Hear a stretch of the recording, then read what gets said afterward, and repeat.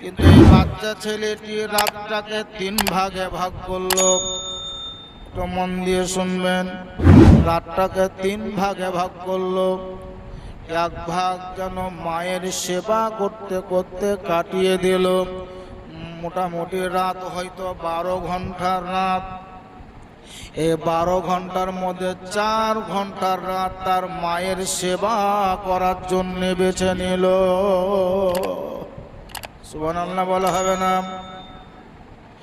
বাচ্চা ছেলে আল্লাহকে রাজি করার জন্য মা যেন আমার উপরে অসন্তুষ্ট না হয়, নিজের ব্যক্তিগত স্বার্থের উপরে যেন লক্ষ্য রাখেনি, বরং 4 ঘন্টা মায়ের সেবার জন্য বেছে নিল, আর 4 ঘন্টা আল্লাহর ইবাদতের জন্য যেন বেছে নিল, আর 4 ঘন্টা শুধুমাত্র আরাম করার জন্য বেছে নিল। জোরে বলেন সুবহানাল্লাহ। আর এই 4 ঘন্টা করে 3 4 12 ঘন্টা শেষ হলো। কন্টিনিউ এইভাবে চলে বাবা। প্রথম অংশ মায়ের সেবা করলো 4 ঘন্টা, 4 ঘন্টা আল্লাহর ইবাদত করলো, আর 4 ঘন্টা আরাম করার পরে আবার সকাল হওয়ার পরে ওই বস্তা নয় বরং দড়ি আর আধখানা কুড়াল নিয়ে জঙ্গলে চলে গেল। এইভাবে জীবনটা অতিবাহিত করতে করতে করতে করতে ছেলেটি একটু বড় হলো। ছেলেটি নাবালক ছিল, সাবালক হলো। সাবালক হওয়ার পরে মা যেন বুঝতে বা জানতে পারলো আমার বেটারে যেন জ্ঞান ফিরেছে, আমার বেটা যেন বুঝতে শিখেছে, আমার বেটা যেন বলতে শিখেছে। এরই জন্যে তার মা জননী ছেলেটাকে একদিন ডেকে বলে, বেটারে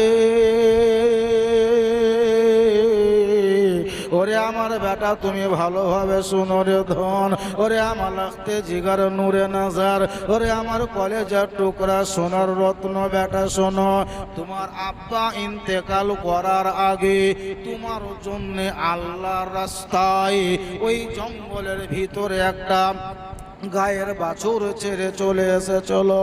আল্লাহর উপরে ভরসা করে তোমার আমানত আল্লাহকে রেখে দিয়ে এসেছে।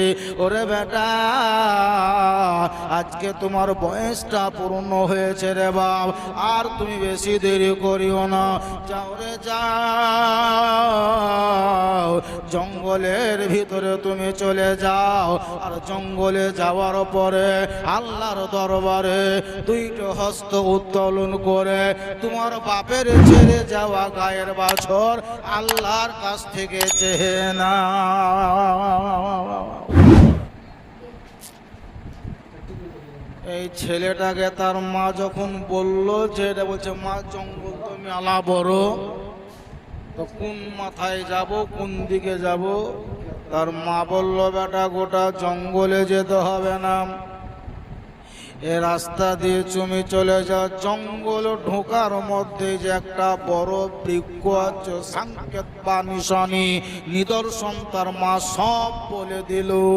বলছে, বেটা শুনো রে, ওই বৃক্ষের নিচে তুমি গিয়ে বসো, আর আমার আল্লাহ রাব্বুল আলামিনের দরবারে 2টি হাত উঠিয়ে আল্লাহর কাছ থেকে তুমি যেভাবে পারবে ওইভাবে তুমি আল্লাহর কাছ থেকে চেয়ে নাও। এই ছেলেটি বলছে, মা আমি তো আল্লাহর কাছ থেকে গায়ের বাছুর চাহিব গো, আমি তো বাছুরটা কোনোদিনই দেখিনি, আমি তো বকনটা কোনোদিনই দেখিনি গো মা, তবে আরো একটু তুমি আমাকে নিদর্শন বলো, ওই বাছুরটার রং কেমন হবে? সাদা না কালো, সামলা না লাল, না আঙেরা রঙ হবে? কোন রং হবে, কেমন হবে, কেমন তার কায়া কাটিং হবে? মা তাকে বলে দিল, বেটা শোনো, তুমি যখন ছোট ছিলে রে বেটা, বাছুরটাও বড় সুবহানাল্লাহ ছোট ছিল, আজ যেমন তুমি বড় হয়েছ, তোমার আব্বার ছেড়ে দেওয়া গায়ের বাছুরটা আর ছোট নয় বরং বড় হয়ে গেছে রে বেটা। ছেলেটি বলছে, মা গো ওই জঙ্গলের ভিতরে একাই চড়ে বেড়া বাছুরটাকে আর বেঁচে থাকবে, বাঘে খাই নেবে না, উধার বেঁচে নাই। মা বলছে বেটারে শোন, তোমার আব্বা তোমার জন্য আল্লাহর কাছে আমানত রেখেছে, তার মানে দুনিয়ার সব গাই যদি শেষ হয়ে যায় তোমার আমানত আল্লাহ শেষ হতে দেবে না। জোরে বলেন সুবহানাল্লাহ। যাও রে বেটা, তোমার রং কেমন হবে?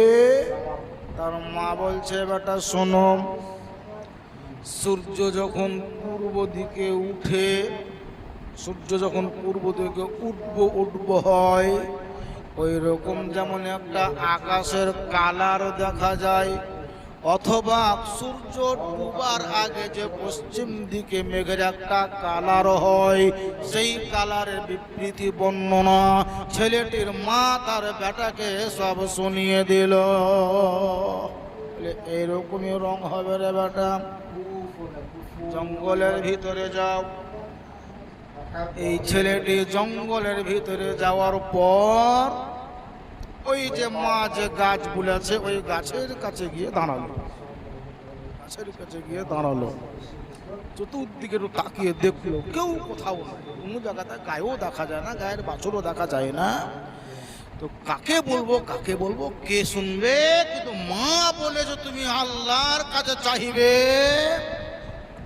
এই জন্য সেই ছেলেটি সুবহানাল্লাহ কাউকে কিছু না বলে ওই বৃক্ষের কাছে গিয়ে বসলো। హలో ఫ్రెండ్స్, మీషో నుంచి అయితే బ్యూటిఫుల్ మ్యాక్సీ ఫ్రాక్ అయితే మేము ముందుకు తీసుకొచ్చాను. చాలా బాగుంది ఫ్రాక్స్ మాత్రం. మీషోలో మంచి రేటింగ్స్ అండ్ రివ్యూస్ కూడా ఉన్నాయి. వీటికి కమ్యూనిటీ టాబ్ వేసుకొని ఒకసారి చెక్ చేయండి. দুটো হাত উঠালো বাবা, হাত ওঠার পরে আল্লাহর কাছে গিয়ে আবেদন করলো, গো মাবুদ, ওগো ইব্রাহিম নবী, ইসহাক নবী, ইসমাইল নবী, আল্লাহ তুমি তো খোদা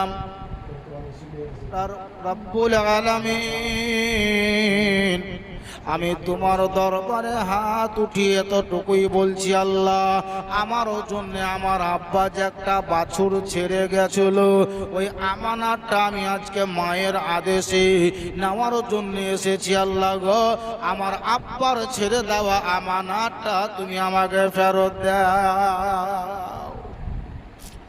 এই কথা বলতেই ছিলেন, দুয়া এখনো শেষ হয়নি, কতি ছিল সেই গায়ের বাছুর, একদম বড় হয়ে গেছে সিংহওয়ালা, ছুটতে ছুটতে ছুটতে ছুটতে ছেলের দুয়া শেষ হয়নি, আল্লাহর হুকুমে সেই গায় বাচ্চা ছেলে পিছনে এসে হাজির হয়ে গেছে। বলে সুবহানাল্লাহ, সুবহানাল্লাহ। ছেলেটির দোয়া শেষ করার পর পিছন থেকে ঘুরে দেখছে, তো মা যেমন ভাবে বলেছিলেন এইরকম রং হবে, এইরকম কায়া কাটিং হবে, এইরকমই দেখতে হবে, তোমার দোয়া শেষ হবে না, তার আগেই আল্লাহ তোমার কাছে পৌঁছে দেবে।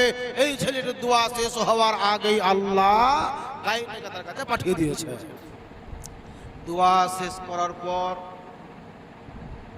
বাপ যেমন বাচ্চাটাকে নিয়ে গেছিল জঙ্গলের ভিতরে, বেটা এবারে ওই গায়ের গলাতে হাত দিয়ে বাবা বাড়ির দিকে নিয়ে চলে এলো। মাকে বলছে, মা গো, এই দেখো তুমি যেমন বলেছিলে গো মা, ওই ধরনের একটি আমি গায়ে হঠাৎ করে আমার কাছে হাজির হলো। মা বলছে, বেটা আমি যে গাইটাকে দেখছি রে বাবা, ছোটবেলাতে যেটা আমার বাড়িতে লালিত পালিত হয়েছে, তার যে একটা সংকেত বা নিদর্শন ছিল, অন্য কোনো গায়ের মধ্যে ছিল না রে বেটা। তার মানে এটাই হলো তোমার জন্য তোমার আব্বা আমানত স্বরূপ জঙ্গলে ছেড়েছিল, এটাই হলো তোমার গায়। আল্লাহর কি হুকুম, সুবহানাল্লাহ। কয়েক বছর জঙ্গলে থাকার পরেও শিকালে খেতে পারেনি, বাঘে খায়নি, সিংহতে খায়নি, কেউ খায়নি, আমানত ছেড়ে দেওয়া হয়েছিল। আল্লাহ তাআলা তার আমানত তাকেই ফেরত দিল। জোরে বলেন সুবহানাল্লাহ।